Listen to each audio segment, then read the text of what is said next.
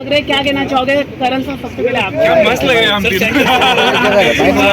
I think it's you know we worked on this show for a long time और काफ़ी मेहनत है इस शो में and we come together all three of us and you know Mamta ma'am और Yash sir हमें you know इतनी सारी वो बता के चले गए। द फैक्ट इज दैट उन्होंने एक बहुत अच्छा शो लिखा भी है और बहुत मेहनत की है क्रिएटिव्स की, राइटर्स की, यू नो डायरेक्शन टीम की, प्रोडक्शन टीम की and this is the result and you know so जब आप बहुत मेहनत करते हो और कुछ रिजल्ट अच्छा आता है, आप लोगों को अच्छा लगता है तो हमें भी you know we feel nice.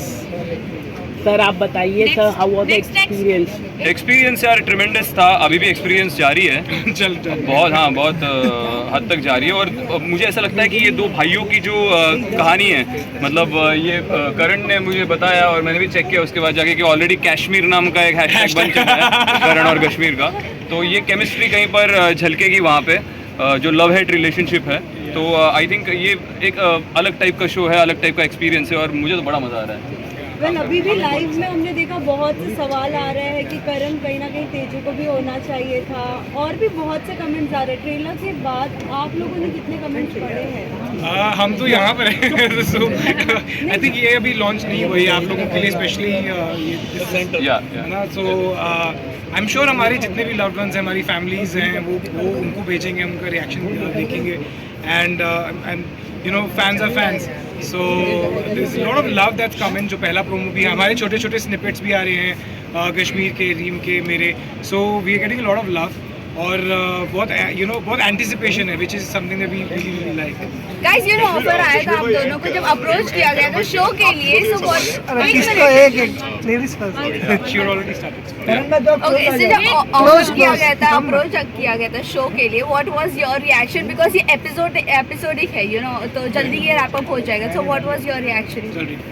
Well, honestly, one of the main reasons that you know I signed a show immediately after ending one show is because it's a finite. और जब आप फाइनाइट करते हैं तो आपको बहुत सारी चीज़ों की एश्योरिटी रहती है, ये कि पहली बात आपकी स्टोरी स्ट्रेच नहीं होगी और उस वजह से जो आप काम कर रहे हैं उसमें यू नो क्वालिटी में आपको कॉम्प्रोमाइज़ नहीं करना पड़ेगा, because story cut to cut finalise है पहले से, शो बनने से के पहले से ऑल्सो। एंड शो ख़त्म होने के बाद आपके पास और अपॉर्चुनिटीज़ रहती है काम करने की, लाइफ में कुछ और करने की। और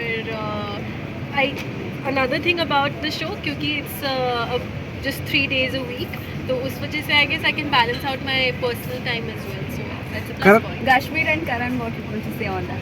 Same questions.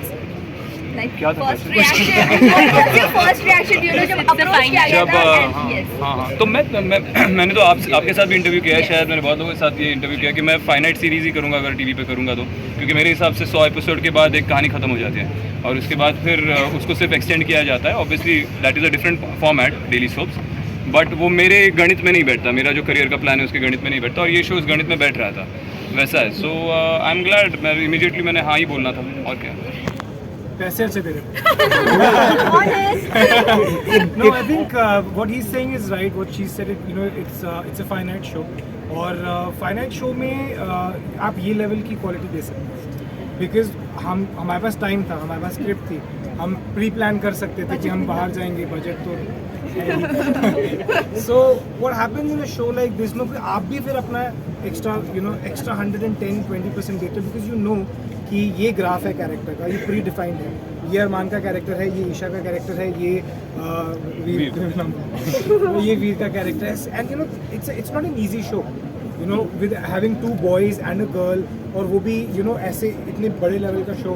बट इतना क्या खतरनाक बोल रहे हैं। So I think it's a mix of both their responses. First you know ये जो शो है it is something that is going to disrupt, we are hoping that is going to disrupt. TV audiences are demanding more and more from television, especially after the lockdown, because now they are infused with OTT. तो जो हाँ तो वो अब आप वो पुराने type के शोज नहीं दे सकते, you have to come, you have to work harder, you have to bring new and new, that's how anything evolves. So I think this is a part of that, this is a part of that plan.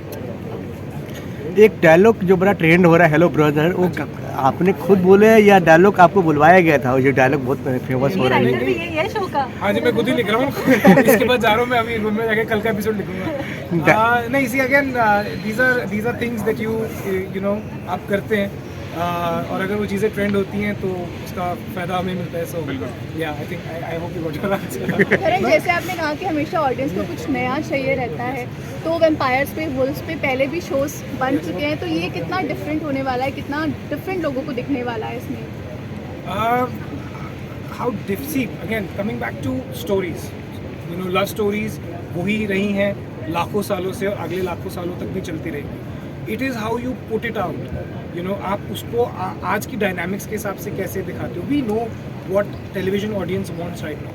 जो हमारा target audience है, हम जानते हैं कि वो क्या देख रहे हैं, वो क्या पसंद कर रहे हैं, and we have to cater to that. At the same time हमें अपने कल्चर और अपने वैल्यूज़ को भी, यू नो, पकड़ के रखना, because at the end of the day television is the still the biggest